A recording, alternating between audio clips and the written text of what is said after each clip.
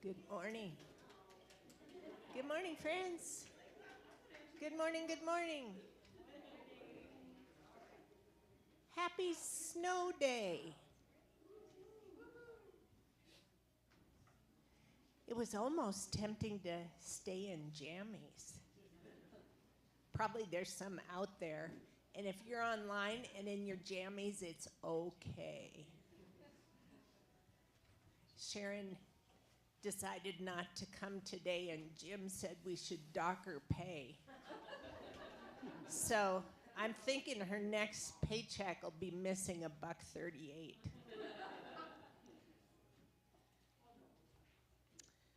Well, do we have any visitors, newcomers today? Did you get a welcome packet?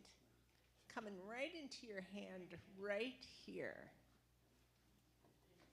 We like to, so every time you come to Unity, it's just a little bit different. And so it works best to get a flavor of Unity to come a few times because we're an interfaith community. We're based on the Unity tradition developed by the Fillmores. So it's a progressive Christian church, but we embrace the teachings of the world's great religions. So today, our own Diana Zweygardt is going to be talking about the Native American spiritual traditions, and she is so finely tuned to how to teach about this without engaging in cultural appropriation, which doesn't feel good to the Native American folks. They don't necessarily want white people taking their religion and owning it, but it's fine to learn from it. So I've been impressed by how Diana has just clearly understands how that works. Our reader today is Lela. What's Lela's last name? Kaufman. Lela Kaufman. And I just want you to know that this bright, bright, bright soul is not quite 13. So you probably have never seen a presence quite this amazing. So I'm sorry to embarrass you, Lela, but there you go. Not quite 13. How does that work? All right. And Elise Wonder is our music today. Thank you, Elise.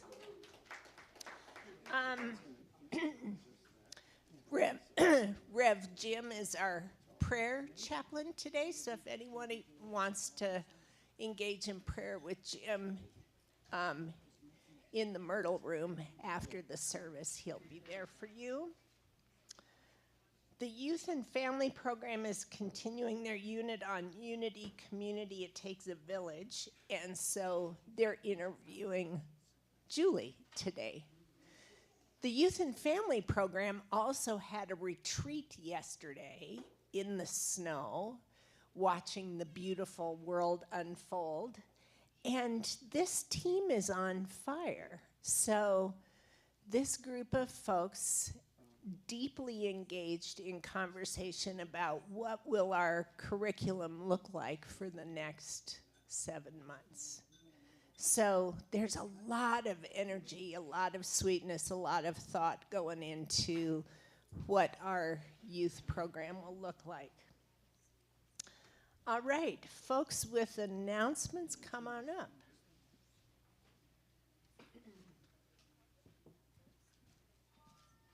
Good morning.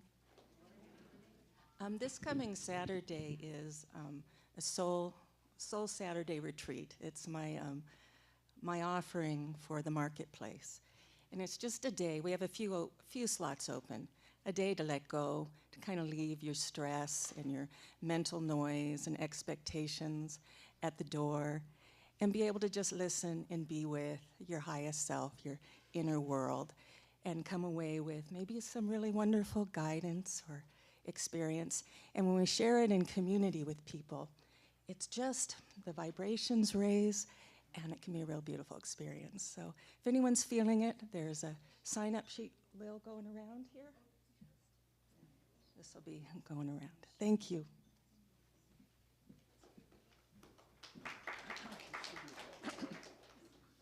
Well, I'm back. I have a sign-up sheet going to head around to for the connection team, social team, if you would like to join us, help us plan and participate and come up with ideas for different things to do here at Unity. And the next one, I really hope there's a lot of people that want to do some stuff for this. The next thing I have to pass around is if you would like to participate in the variety show, if there's something that you want to get up on stage and do and share.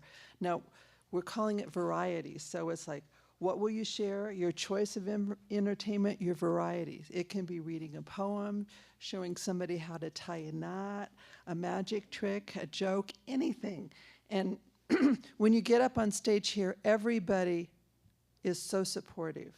So be willing to come. So that's November 24th, and that's the day after Thanksgiving. It's our after Thanksgiving leftovers potluck. So come, you know what to do. Come on, Leanne.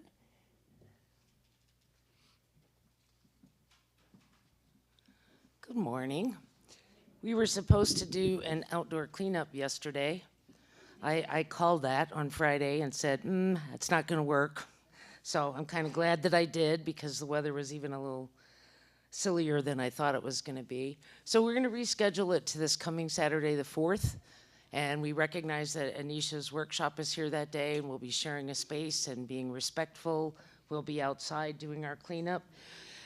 I'm going to pass a sign-up sheet. If you are able to come for even an hour or two that day and help, it would be very much appreciated. And if you have any questions, call me or see me. Thank you. Nina, do you want to come up?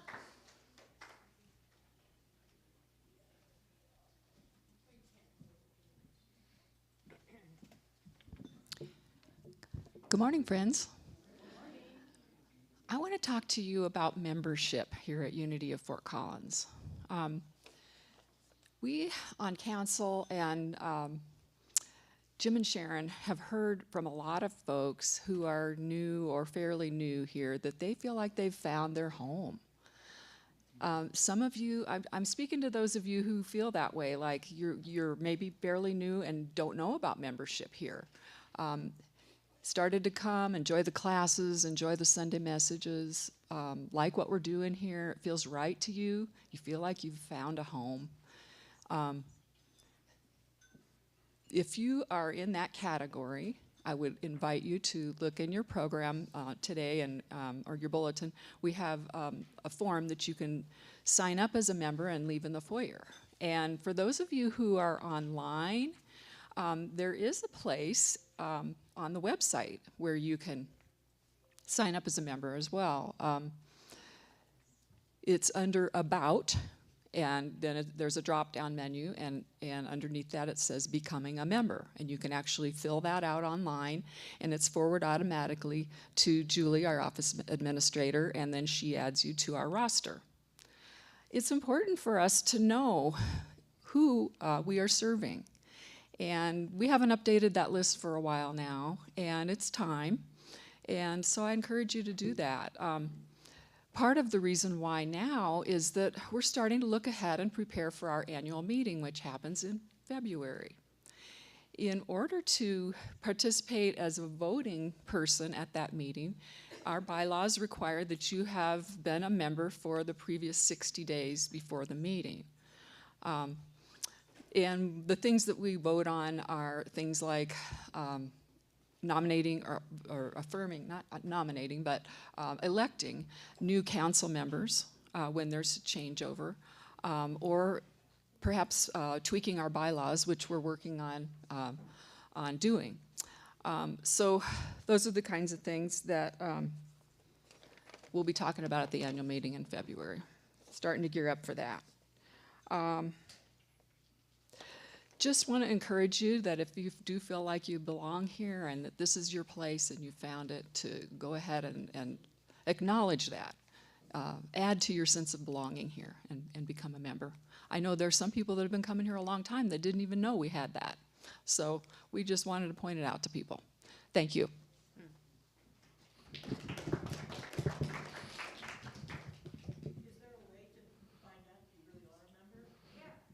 Or just fill out the form and update it.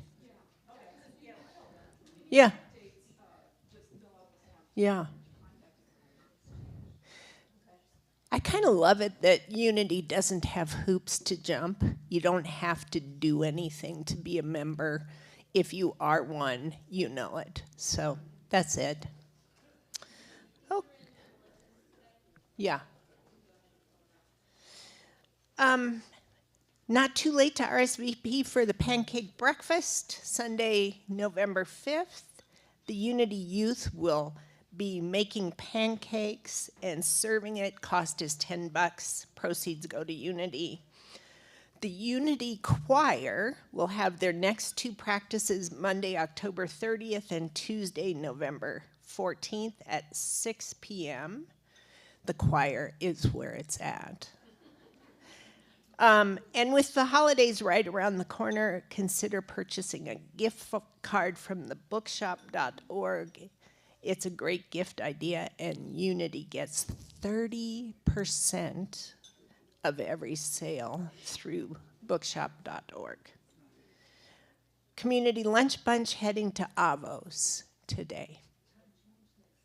Time change next Sunday. Oh, Lordy.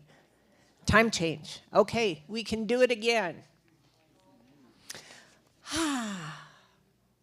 Let's go ahead and do our centering prayer. Our unity centers us in light and peace, allowing us to recognize our God within and to radiate that love to the world. Thank you.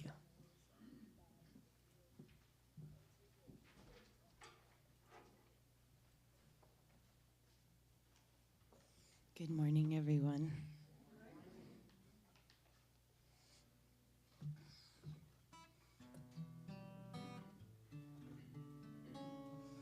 I was very excited to be the one with Diana when she's talking about your beautiful Indigenous and Native experience with the natives. So I've been fortunate enough to have some myself and hear some songs from that.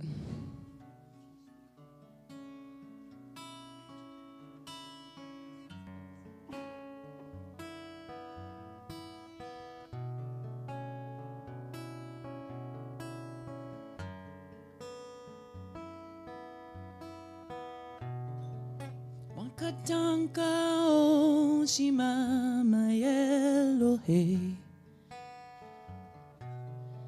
Tonka shila o yate makia o Chanupa wakanchama yakue o Wichuzani wa maya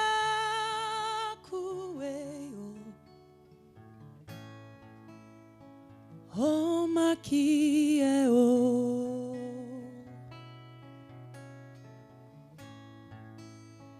O makie o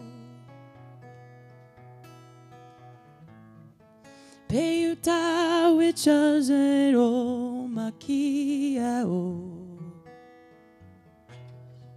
Watundanka o shilama Elohe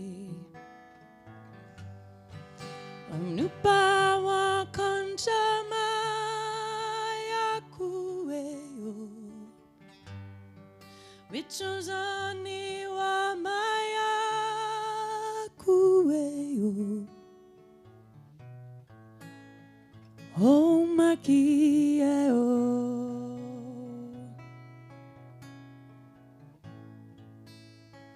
O makieo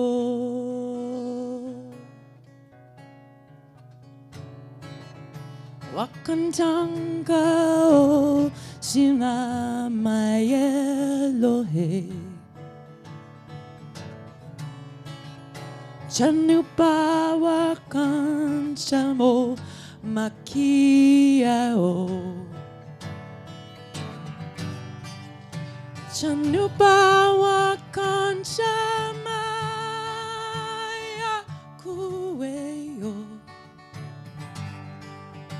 Wichozani wa Maya Kueo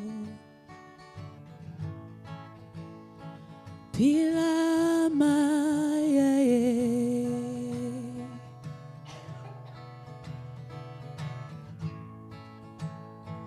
Pila Maya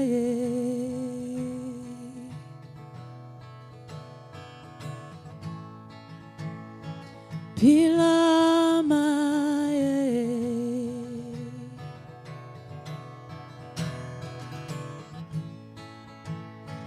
Pila Maya Elohe.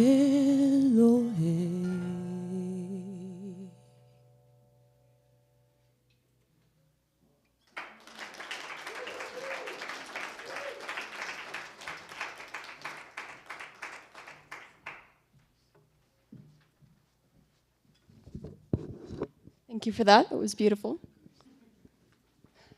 Okay. Hi. So one of my favorite things about Unity is that we don't just have to sit there during service. We get to be engaged. And I think we come here to have a spiritual experience with our community. And I think that's really great, honestly. So this morning, I'll be sharing the 7 Directions prayer with you. This is an indigenous prayer that's been translated a lot, so there are a ton of different versions out there. I actually think there's a simplified version of this on the wall by the kids' room, so that's cool. Most times, a congregation will actually stand up and face the different directions during this prayer. So if you're willing and able, please stand. So we'll be starting off facing east, which is actually the direction you're facing right now, which is great. Great Spirit of the East, I face you to understand birth and new beginnings. I look to you bringing forth a new day, and am reminded that life is about birth, of babies, puppies, new seasons, new ways of doing things.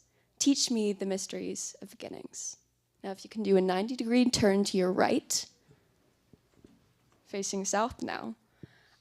Great Spirit of the South, I look to you to understand abundance, fragility, warmth, and the extravagance and colors of creation. Come to my mind and feet and lead me into the adventures of the South. Do the same thing now. Now we're facing west. Spirit of the West, I turn to you to understand dying. As the sun goes down each day, I am reminded of many deaths. Friends, generations, the seasons, and old ways of doing things. Let the sunset remind me that, like the sun, I too shall arise in new life and color. Face north with me. Strong, powerful north, I face you to remember that life sometimes comes to us in cold and harshness. Not only do the days grow cold, but others may turn cold toward us. Give me the strength of the buffalo, that I may stand in blizzards with my face toward the north, without being blown down or overwhelmed. Okay, now face back east, the way you started, and I'm gonna face you. Look up now. Great Spirit of all that is up, all that soars, all that floats or flies above us, all that comes to us from on high to enlighten us. I cherish this direction. Give me visions and let my mind walk among the stars and moon, in the daylight of the sun. O sweet power of up, lift me high to my Father, the sky. Going down now, as much as you're able. Great Spirit of all that is down, I thank you for my mother, the earth. I ask to be humble, to be simple, to never consider myself above all my relatives in the creation. And may I walk with such respect upon the earth that when it is time for me to go to her, she may receive me sweetly to her heart. Finally, in. Wondrous direction of in, I put my hand on my heart to remind me of the mysteries, the unknowns that lie within me. Teach me how to guard Teach me how to guard the simpler beauties, to walk closely within the circle of my God in my heart. Let me share only with those who can be loyal to my secrets. And so it is.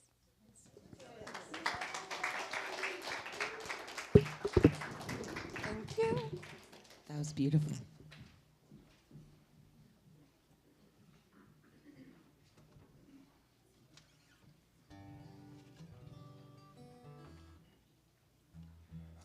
So this is a little bit of a chant. If you feel compelled, please sing along.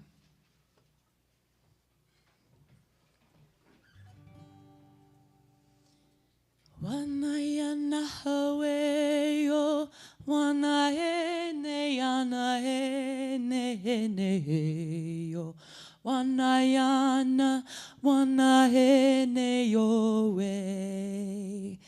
Wanayana haweo, wanaene anaene yo, wanayana, wanaene yo we.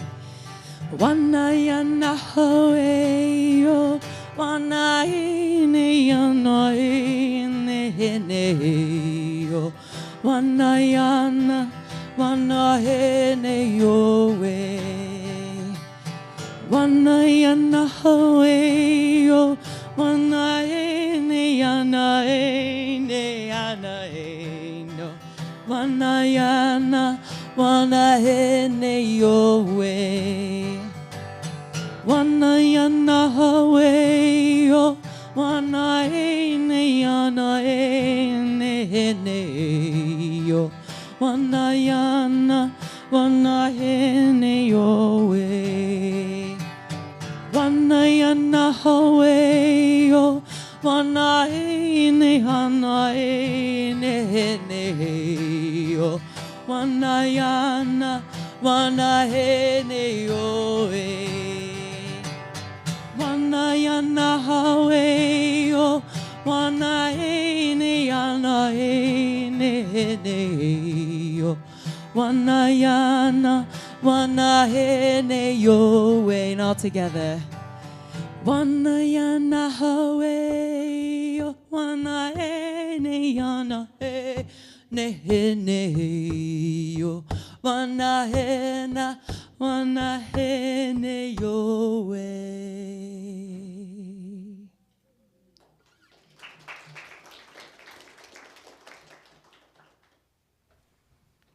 Diana.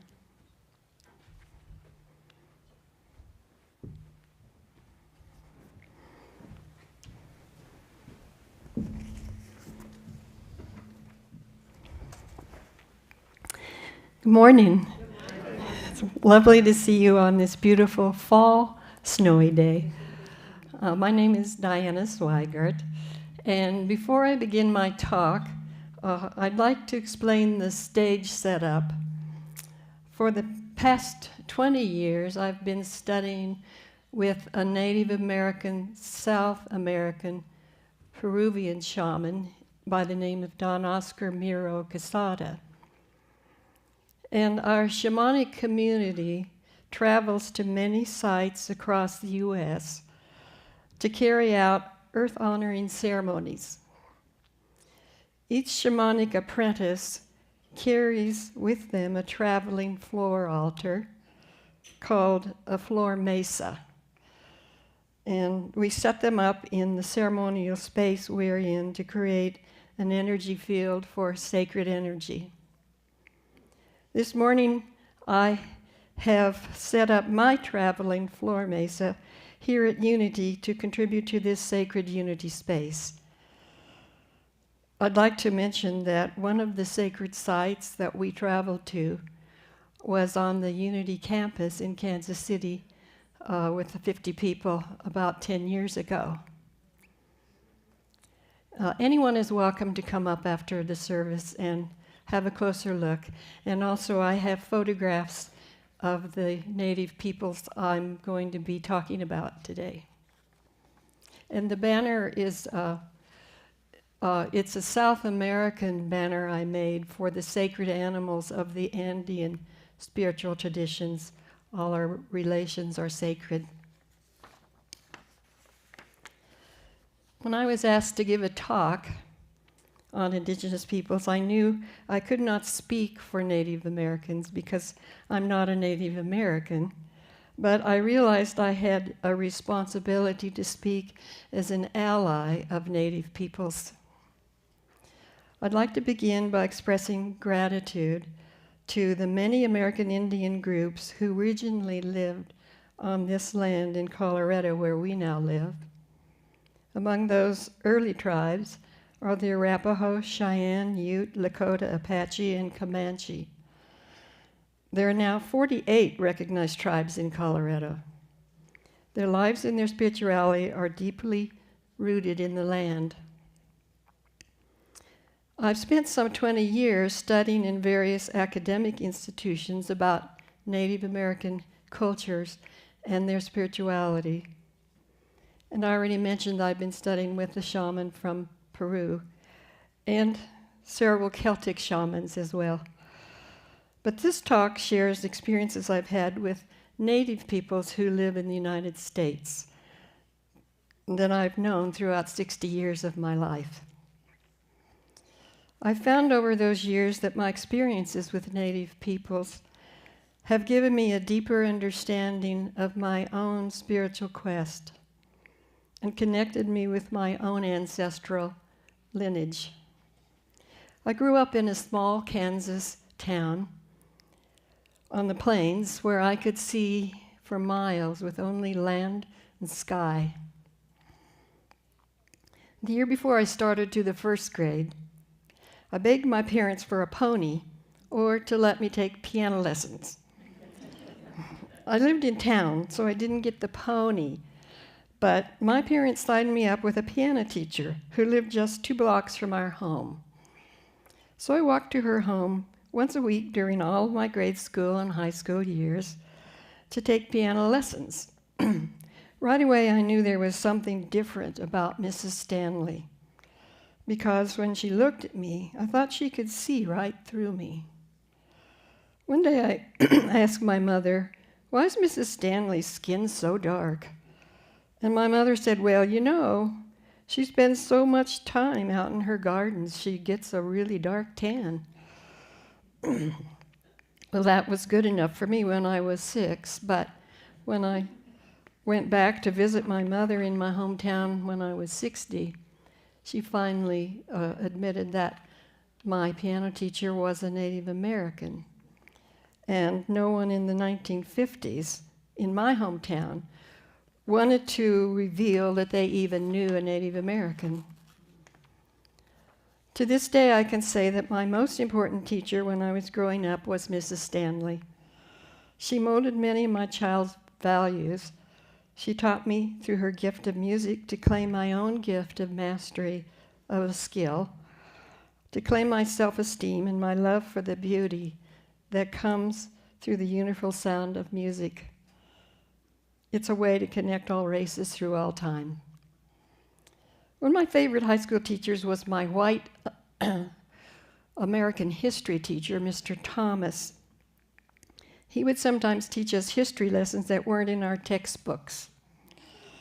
He told our class about the Sand Creek Massacre in southeast Colorado, where hundreds of mostly women and children from the Arapaho and Cheyenne Indian tribes were peacefully living on the land and were murdered with no warning by Colonel Chivington and his U.S. military.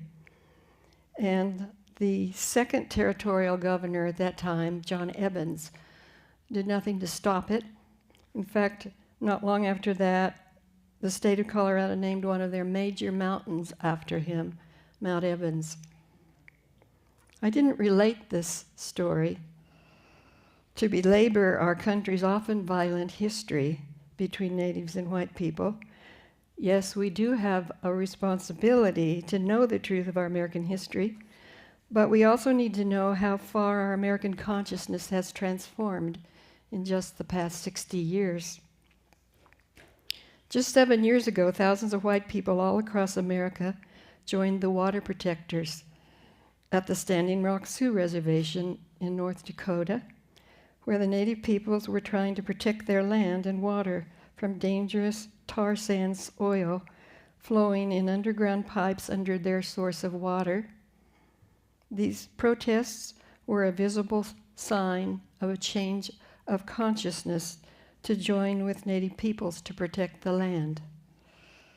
Our local university now begins its public meetings with an acknowledgement that CSU is a land-grant college that was given its land by taking lands away from the original Native people living on that land. The Fort Collins City Council no longer recognizes Columbus Day, but the second Monday in October is called Indigenous Peoples Day. And just last month, our Colorado governor announced the official change of Mount Evans to be named Mount Blue Sky, honoring the American people who call themselves the Blue Sky people, who are Arapaho, and the Cheyenne, who have a renewal of life ceremony each year called the Blue Sky Ceremony. And finally, after over 100 years of the US government forcefully taking Native children out of their Indian homes and sending them to faraway white boarding schools, we have Truth and Reconciliation Commissions set up by both Canada and the state of Maine, where Native peoples who are still living today can come to tell their stories about their traumatic wounds that they still carry with them from those boarding school experiences. These are just a few of the many advancements we have made in the past decades where Native peoples are developing their own organizations to promote their people's rich cultural heritage. Just one positive example are my Quaker friends of Boulder, who have been presenting in-person and online workshops for several years all across the country on right relationship with Native peoples. I lived for 25 years on a farm in New York State where I lived close to the land, raising my children and caring for my sheep and llama herds for my weaving business. And during that time, I read many books on Native American culture and spirituality. I traveled to the nearby Iroquois Indian reservation to attend many of their powwows, and I was welcomed by a Seneca woman, Mrs. Dorothy Jimerson, into her home and taught me how to make their corn husk dolls and told me that their corn was their spiritual teacher and they called her their corn mother. But I really didn't have a clear understanding of how the land is so closely tied to the Native American spirituality till 1972, when my husband and I and our 4-year-old daughter were driving home from a trip to visit our parents in Kansas. We stopped in northeast Nebraska for gas and saw a tiny notice about the Sundance that would be happening the next day at Wounded Knee in South Dakota. We both had a little knowledge about the sacred Sundance ceremony from the book written by the medicine man and Oglala Sioux John Fire Lame Deer. And we knew that it was one of their most sacred ceremonies to honor their people's bravery and suffering and integrity, and a prayer they offered to the Great Spirit. So, of course, our family drove to that South Dakota land. We arrived just before dark, and out walked this Native American with long braids, waving his hands to stop us. He poked his head in the front window of our van. There was Russell Means, the most radical activist of the 1970s and 1980s American Indian movement. He looked us over, and he asked us a lot of questions. And then he decided that we could camp there if we didn't cause any trouble. So we camped for the night with a mattress in the back of our van among hundreds of white teepees. The next day, our family walked out onto the Pine Ridge Reservation, up to the sacred circle where the Sundance ceremony would take place. And there was Lame Deer, the Lakota holy man I'd been reading about. He would once again officiate this ceremony for one of his last times in his life and dream of his homeland where all was earth and grass and sky and creatures of the land. From where I was standing just outside the sacred circle, I could almost touch Lame Deer. He was sitting in his red flannel shirt, worn-out jeans, and cowboy boots against a wooden fence. He was the one holy man who was officiating that ceremony. Two of the Native Americans who went through the ceremony that day, one with skewers placed through his chest and the other through his back, connected them with long rawhide ropes to a buffalo skull and the other to the center pole, were Russell Means and Dennis Banks. They walked out of their visions during that ceremony and were thrown as leaders into a full-blown American Indian movement called AIM, and a long struggle over some 15 years to bring back their people's beauty and dignity. Almost 2 decades later, in the 1990s, these same two Indians traveled the path to Alfred University in my New York village to express to hundreds of our local people how Native peoples have been continuously working for peace among all people. One of the keynote speakers at that conference was Vine Deloria Jr., the Standing Rock Sioux, who has not only been recognized as one of the greatest religious thinkers of the 20th century, but also trained in a Christian seminary, had earned his law degree, was a highly recognized university professor. He'd been fighting in the courts for years for Native American rights and their land claims. I knew I had to study with this man. I just graduated with a degree focusing on indigenous peoples' rituals and ceremonies, and I found myself walking into the graduate program in the University of Colorado's religion department in 1995, where Vine Deloria was a professor, along with 8 other white graduate students. In his first class, he told our class that the Bering Strait theory that suggested that the Americas were populated by ancient humans walking across the land bridge between Siberia and Alaska some 12,000 years ago was wrong. He related the oral stories of Native Americans, telling that they had been here from time immemorial. Following recent archaeological discoveries, we now know that fossilized footprints found at White Sands National Park in New Mexico provide scientific evidence of humans living in the Americas from over 23,000 years ago, 11,000 years before the Bering Strait theory. Vine Deloria taught that human cultures could not separate their religious and spiritual beliefs from the earth below and the sky above. In the first semester, he organized a gathering of Native American elders to come to Boulder and tell their creation stories to a private audience, which included our graduate class. One of the guest speakers was Vine Deloria's oldest friend, Floyd Red Crow Westerman, the Lakota elder, musician, and actor who had ventured into the white man's Hollywood world, where he'd played the part of the wise elder Sioux chief in the movie Dances with Wolves, which some of you might have seen. He spoke about the matriarchal feminine power in many of their creation stories and how today men needed to step aside and let the women lead. One of the oldest of the Native Americans who spoke was a Lakota chief who spoke of the Native American acceptance of death as a natural process of living. He told how in ancient times, when the planet was going through catastrophic events, the people would go down into the caves, into the dark womb of the earth, and wait out the catastrophes. He told how Native peoples had lived for thousands of years as if they were a part of the earth.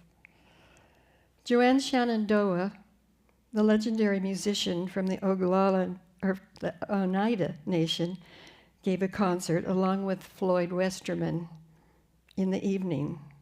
She's known for her beautiful voice, which carried a message of peace, always promoting her nation's cultural heritage and the ancient teachings of peace of the Haudenosaunee people of the Iroquois Confederacy. She told us to never take more than we need from the earth, to always use everything we received, and to always give thanks to the earth. Not long after that gathering, I learned that a Hopi prophet, Thomas Bayonka, was coming to speak at Nairobi Institute in Boulder, And I found myself sitting in a small circle of people with that elderly man who had a red cloth band tied around his forehead. He told how he'd spent much of his life on a Hopi spiritual mission to save the planet from its destruction and to carry a message of peace. He was the last of 4 elders who were named messengers of the peaceful Hopi tribe in 1948 to warn the world of its possible impending doom, and they were taught by the Great Spirit to preserve the balance of the earth through the prophecies they had been given. These prophecies remained a secret oral tradition till 1948, after the U.S. dropped the atomic bombs. Before that time, the Hopis had seen those acts foretold in prophecies as a destructive gourd of ashes rising skyward and acid raining from the sky. He spent 7 years in jail rather than register for World War II. He traveled much of his life across the United States and countries abroad to carry his prophetic message of peace. After he was through speaking, he asked all of us in the circle to come around and shake his hand, and he would whisper something in their ear.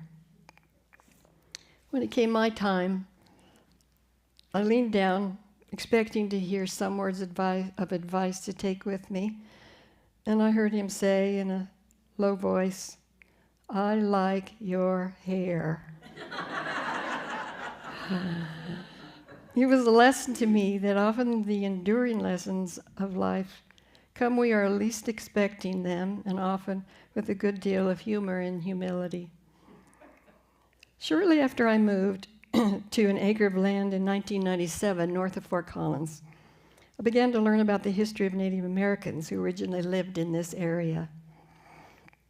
A small northern Arapaho band was living in the area where the Camp Collins military fort was built in the 1800s, where LaPorte residents now live. A small Arapaho boy got lost in the Rocky Mountain foothills, not far from that fort, and a fur trapper found him and took him back to St. Louis, where he briefly went to school and learned English. And then he returned back to his homeland here in Colorado and became their Arapaho chief, Chief Friday, and a major translator and a peacemaker among the white people. When the military fort closed in 1867, the U.S. government removed that Arapaho band to the Wind River Reservation in Wyoming, where they now live with the Shoshone tribe on reservation lands. Every time I walk out onto the land that I'm responsible for, I have images of those Arapaho people long ago riding across the land and camping along their beloved Poudre River. When I think of Native people spirituality, I often go back to those clear images I still have of Lame Deer sitting on the earth. Lame Deer's life was an accumulation of all of his tangible experiences as a rodeo clown, a painter, a prisoner, a father, a sheep herder, a bootlegger, a drunk, potato picker, buffalo rider, bronc rider, medicine man, man of visions. Some good, some not so noble. Yet in that sacred ceremony on the prairie of South Dakota, I could see he was able to bring all his life experiences with him, without judgment, into a cosmic consciousness and connect with an unknown creative source of power, where the animals, the clouds, the rivers, the land, the people, the unseen spirits, and all things in the universe spoke to him with their wisdom of harmony and interconnectedness. That is the important story of remembering for the whites and Native peoples to continue to tell.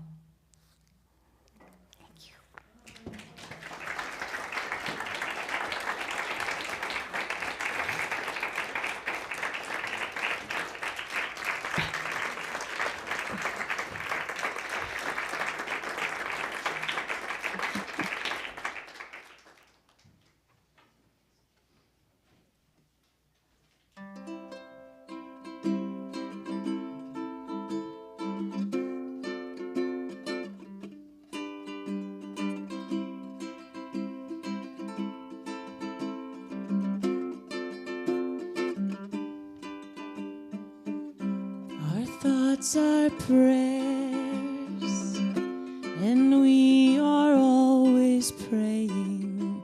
Our thoughts are prayers. Listen to what you're saying. Seek a higher consciousness, a state of peacefulness, and know that God is everywhere. And every thought's indeed a prayer.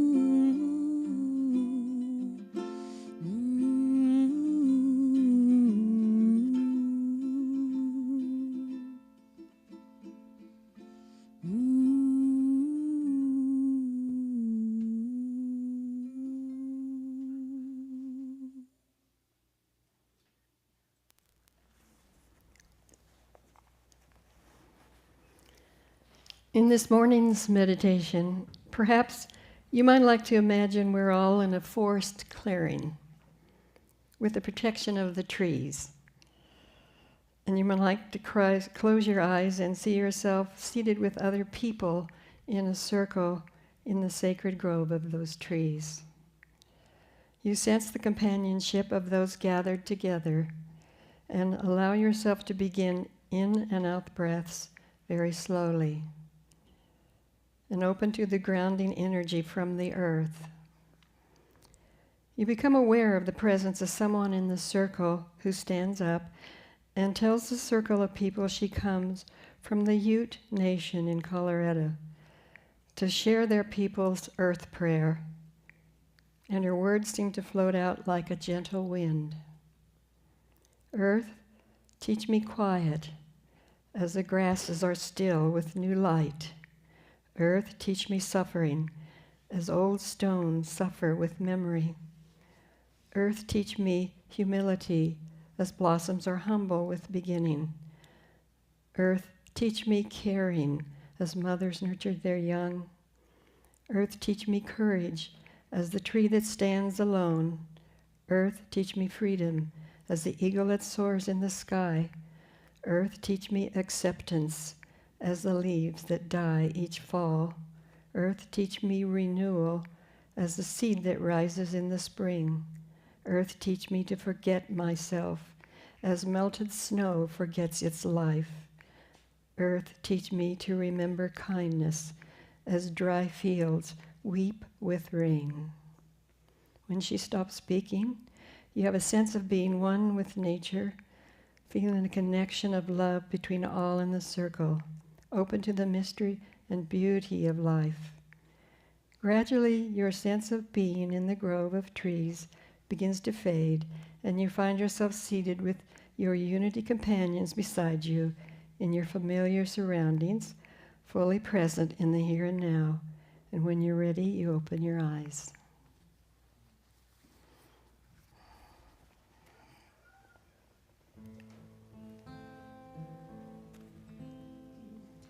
May the blessings of God rest upon me. May God's peace abide in me. May God's presence illuminate my heart now and forevermore. May the blessings of God rest upon you. May God's peace abide in you. May God's presence illuminate your heart now and forevermore. May the blessings of God rest upon us. May God's peace abide in us. May God's presence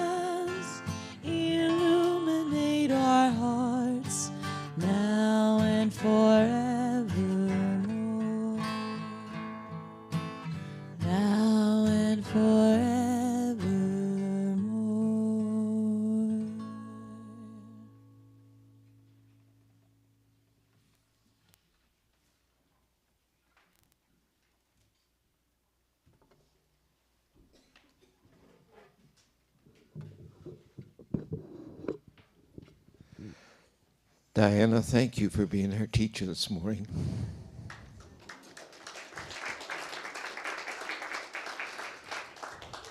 Yes, there is oneness of all life and all people. We're all one. Little different traditions, but we're still all one. And Lela, thank you for that beautiful prayer. We appreciate that. And for the rest of you, thank you for being here on this snowy October morning. It's not even November yet, and it's snowing on us. So let's just breathe into this moment of gratitude, a moment of thanksgiving, a morning of being together. And as we take our offering, let's just hold in our hands gently with thanksgiving. And let's bless the offering with the words on the screen.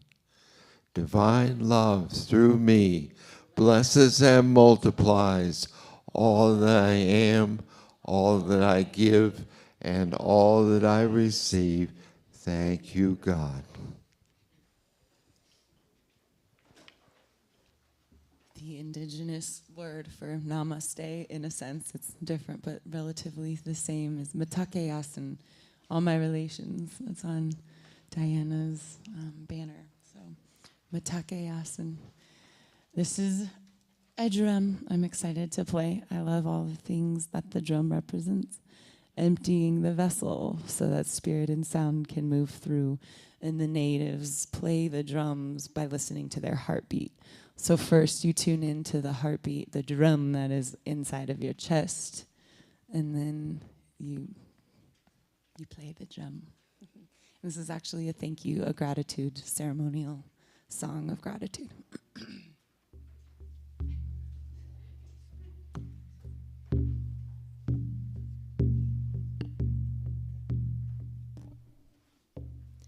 Tokashila pila maya pila maya pila maya yellow hey chanu pawa maya kucha pila maya yellow hey, Tonkashila pila maya pila maya pila maya yellow hey, Chanu pawa maya kucha pila maya yellow hey Nakashila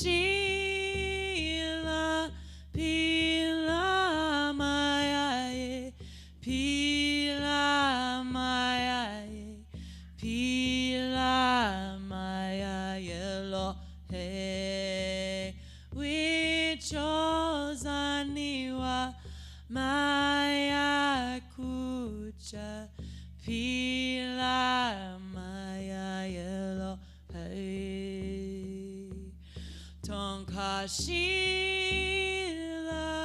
pila maya pila maya pila maya yellow hey wichozaniwa maya kucha pila maya yellow hey.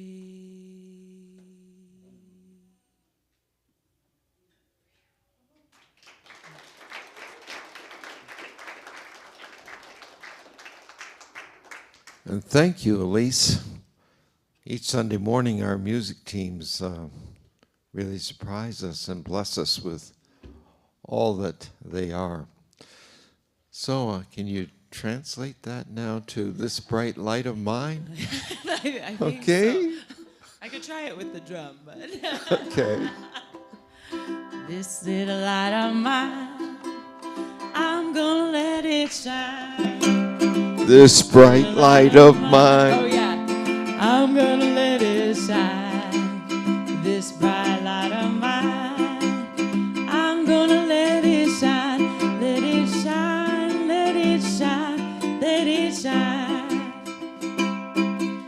Here on the corner of Lines and Vine, I'm gonna let it shine. Here on the corner of Vines and Vine, I'm gonna let it shine. Here on the corner of Lines and Vine, I'm gonna let it shine. Let it shine, let it shine, let it shine, yeah. Oh, let it shine, let it shine, let it shine.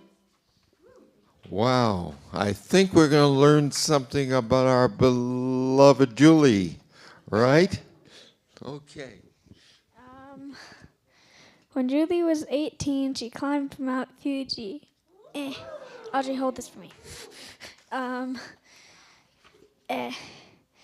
She has 2 dogs, and today one did zoomies in the snow, and in the snow, she like ran around in circles very, very fast.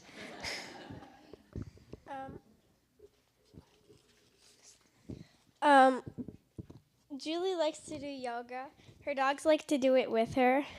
They are especially good at doing downward dog. So they put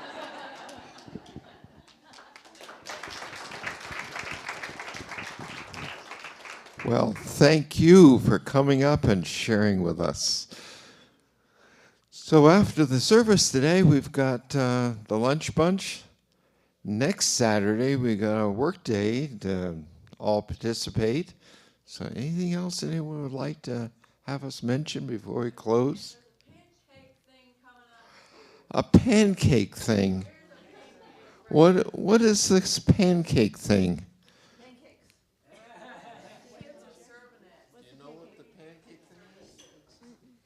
Oh yeah. It's serving. I think there's going to be a pancake breakfast, and I believe there's a sign-up sheet and 8:30. up front, and yeah, before services, and the kids will be serving. There's going to be pancakes, bacon and sausage and orange juice, I believe. So All for $10, right? Okay. Okay, good. So that's next Sunday. We trust that you'll all be here next Sunday. So let's go ahead and circle up, and as we close our service. 8:30. All right, good.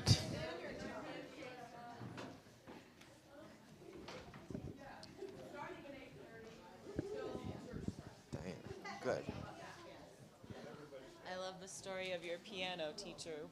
That was so good. I love that there's a picture of her too.